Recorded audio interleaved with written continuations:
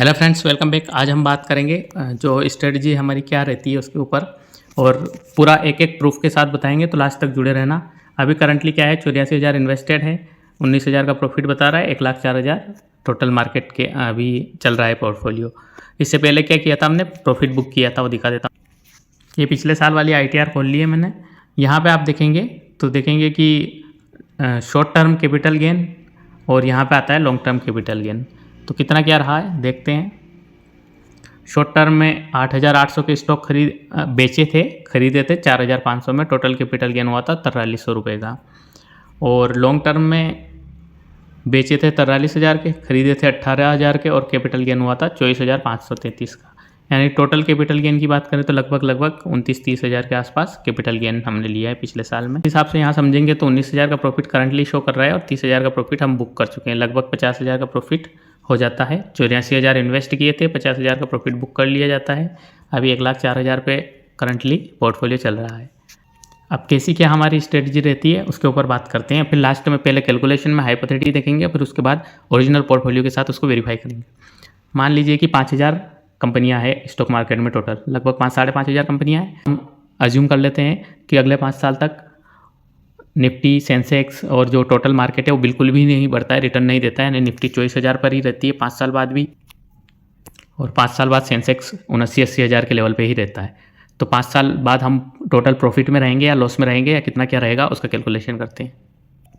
अब मान लीजिए इंडेक्स सेम जगह रहता है, यानी टोटल कंपनियों का प्रॉफिट लॉस बराबर एडजस्ट हो जाता है। तो क्या प्रोबेबिलिटी है कि 5,000 में से 2,500 कंपनियां लॉस में रहेगी और 2,500 प्रॉफिट में रहेगी, तभी एवरेज बराबर आएगा। ठीक है, इस हिसाब से हम देखते हैं।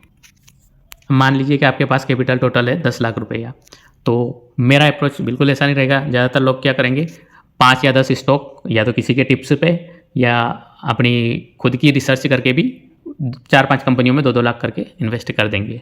बट मैं ऐसा बिल्कुल भी नहीं करता हूँ, क्योंकि आपको पता होगा कि बड़ी से बड़ी कंपनियां जो येस बैंक वगैरह ऐसी उस टाइम पे जो इतनी अच्छी चल रही थी वो भी धराशायी हो सकती है। तो आपका कैपिटल जो 10 लाख है वो 5 कंपनियों में लगाया, उसमें से 2-3 कंपनियां फेल हो गई तो आपका कैपिटल वाइप आउट हो जाएगा। आपको नहीं पता है कौन सी कंपनी चलने वाली है, कौन सी बैठने वाली है, क्योंकि हम यहाँ पे पूरी एनालिसिस करके केवल कंपनी का जो वर्तमान में जो परफॉर्मेंस है वो प्रिडिक्ट कर सकते हैं। फ्यूचर में कैसा करेगी उसका केवल अंदाज़ा लगा सकते हैं, उसकी कोई गारंटी नहीं होती कि फ्यूचर में कंपनी कैसा परफॉर्म करेगी, प्रॉफिटेबल होगी नहीं होगी। तो फिर हमारा अप्रोच क्या रहता है, पहले मैं अप्रोच बताऊंगा, फिर उसको मेरे पोर्टफोलियो से वेरीफाई करवाऊंगा कि मैं एक्चुअल में ऐसा करता हूँ कि नहीं करता हूँ और उसका रिटर्न कितना बनता है। मान लीजिए कि मैं 100 स्टॉक खरीदता हूँ 10-10 हज़ार के, ये मेरा अप्रोच रहेगा। 10 लाख इन्वेस्ट करने अगर तो 1-2 नहीं बल्कि 100 स्टॉक खरीदेंगे हम 10-10 हज़ार रुपये के।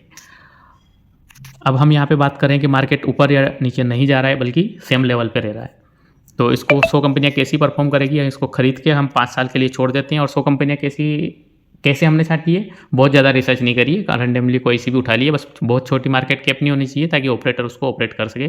ठीक ठाक मिड कैप लेवल की कंपनियाँ मान लीजिए आपने उठा ली है, 100 स्टॉक उठा लिए और उनमें 10-10 हज़ार इन्वेस्ट कर दिए, विदाउट नोइंग कि उनका परफॉर्मेंस कैसा है, पिछले साल कैसा परफॉर्म किया, कोई एनालिसिस नहीं की, तब भी क्या प्रोबेबिलिटी बनती है वो बताता हूँ मैं। अब आ जाते हैं 5 साल बाद। मान लीजिए कि 100 कंपनी में से 45 स्टॉक ऐसे हैं जिन्हों की जो कैपिटल आपने 10,000 इन्वेस्ट किए थे उनकी शेयर प्राइस आधी हो चुकी है, 5 साल बाद बढ़ने के बजाय उल्टी आधी हो गई है। और वो भी 1-2 स्टॉक नहीं लिए हमने, 100 में से 45 स्टॉक लिए। यानी मतलब कितनी रियलिस्टिक कैलकुलेशन कर रहा हूँ मैं, उसको देखना आप। 100 में से 100 कंपनियां हमने खरीदी, उसमें से 45 कंपनियां तो ऐसी है जो लॉस में चल रही है, वो भी कम थोड़ी बहुत नहीं, आधा हो चुका है उनका कैपिटल। ठीक है, तो अमाउंट बन जाता है हमारे पास। 5 साल बाद हम सारी कंपनियों को वापस बेच रहे हैं, तो कितना प्रॉफिट लॉस होता है वो कैलकुलेट कर रहे हैं। तो 2,25,000 रुपये उन कंपनियों से आ जाएगा जो 50% के यानी आधे कैपिटल पे लॉस में हमारे चल रही है, जिनका शेयर प्राइस 5 साल बाद आधा हो चुका है। अब बात करते हैं 5 स्टॉक की। 45 तो 50% लॉस में हो गया, यानी आधा हो चुका है 5 कैपिटल। और 5 कंपनियां ऐसी भी होगी जिनका 90% कैपिटल साफ हो चुका होगा, है ना। मतलब कि आपने कंपनी 10,000 में खरीदी थी और करंटली 1,000 पे चल रही है, 90% कैपिटल वाइप आउट हो चुका है। तो प्रोबेबिलिटी है 100 कंपनियां खरीदी है, भले कितनी रिसर्च करो आप, 5 कंपनियां ऐसी निकल जाती है जो बहुत बुरा परफॉर्म करती है और 90% तक कैपिटल उनका वाइप आउट हो जाता है। तो 5-10% तो फिर भी बचेगा, इसलिए बचेगा क्योंकि उनकी फेस वैल्यू वाली कैपिटल आपको मिलेगी, भले कंपनी बर्बाद भी हो जाए, बंद भी हो जाए, तो भी आपका फेस वैल्यू की जो है उनकी, या बुक वैल्यू जो है, नेट एसेट उसके जो है, कंपनी प्लांट वगैरह जो है उनकी वैल्यू तो आपको मिलेगी मिलेगी, कंपनी बंद भी होती है तो भी। तो 10% कैपिटल रहेगा, 90% वाइप आउट हो जाएगा। ठीक है, 5,000 ये हो, यानी अपने को जो लॉस वाले 45 स्टॉक है उनसे तो मिले 2,25,000 और 5,000 उससे मिले हैं जो 5 स्टॉक आपके 90% कैपिटल जिनका वाइप आउट हो चुका है। टोटल अमाउंट बन रहा है 2,30,000 रुपये। अब बात आ जाती है प्रॉफिटेबल कंपनी की। 100 में से 50 कंपनियां लॉस में, तो 50 कंपनियां प्रॉफिट में भी होगी, प्रोबेबिलिटी है। जब मार्केट स्टीडी रहता है, स्ट्रीम लाइन रहता है सेम, तब अब मार्केट बढ़ेगा तब तो ये रेशो बढ़ जाएगा, 60% प्रॉफिटेबल होगी, 40% लॉस में होगी। लॉन्ग टर्म की यहाँ बात कर रहा हूँ मैं, 5-6 साल की। तो 45 स्टॉक ऐसे हैं जो प्रॉफिटेबल है। तो 45 स्टॉक तो हमारे आधा हो चुका था जिनमें कैपिटल, और 45 स्टॉक ऐसे जिनमें कैपिटल आपका डबल हो चुका है। यानी 10,000 का इन्वेस्ट किया था, 20,000 हो चुका है। तो ये अमाउंट बन जाता है 9 लाख रुपये। ठीक है, सारे कैलकुलेट करेंगे, फिर लास्ट में आप पेन डायरी लेके लिखते रहिए सारे के सारे, फिर उनको एक्चुअल पोर्टफोलियो के साथ वेरीफाई करके बताएंगे कैसा होता है कि नहीं होता है। अब बात आ जाती है लास्ट 5 कंपनियों की। 5 कंपनियों में हमारे 90% कैपिटल वाइप आउट हुआ था, यानी 1/10 हो गया था। 10,000 का स्टॉक 1,000 हो गया था।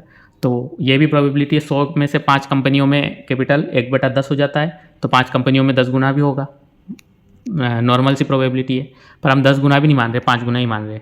5 कंपनियाँ, 100 में से 5 कंपनियाँ मल्टीबैगर साबित होगी, उनमें 5-5 गुना आपका पैसा हो गया, यानी 50,000 रुपये पर कंपनी के हिसाब से हो गए आपके। तो टोटल अमाउंट बना है 2,50,000 रुपये। ठीक है, 100 में से 5 कंपनियां मल्टीबैगर साबित हो सकती है, बहुत आसान है, ऐसा कोई मुश्किल काम नहीं है। और ये मैं पोर्टफोलियो में भी बताऊंगा कि होती है कि नहीं होती है। तो ये अमाउंट हो जाता है 2,50,000। अब टोटल जोड़ लेते हैं। 2,25,000 तो हमारे उस स्टॉक से हुए थे जो लॉस में थे, और 50% के लॉस में थे, और 5,000 उनसे हुए थे जो 90% लॉस में थे, यानी जो कंपनियां बर्बाद हो चुकी थी उनसे। तो 50 कंपनियां जो लॉस में थी उनमें अमाउंट बनता हमारा 5 साल बाद 2,30,000 रुपये। और जो 50 कंपनियां प्रॉफिट में, उनमें से 45 कंपनियों में जो प्रॉफिट डबल हो चुका था, शेयर प्राइस डबल हो चुकी थी, उनका अमाउंट बनता है 9 लाख रुपये। और जो 2 कंपनियां, और जो 100 में से 5 स्टॉक जो मल्टीबैगर साबित, 2,50,000, यानी आपका टोटल अमाउंट हो जाता है 11,50,000। तो प्रॉफिटेबल कंपनियों से, और जो लॉस में कंपनियां थी उनसे होता है, जो कंपनियां लॉस में थी उनसे होता है, जो कंपनियां लॉस में थी उनसे होता है 2,30,000। लॉस वाले 50 स्टॉक से।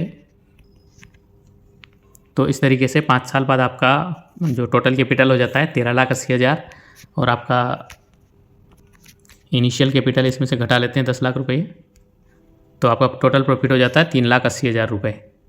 ये उस कंडीशन में जब मार्केट 1% भी अप नहीं जाता है, 1% भी डाउन नहीं जाता है।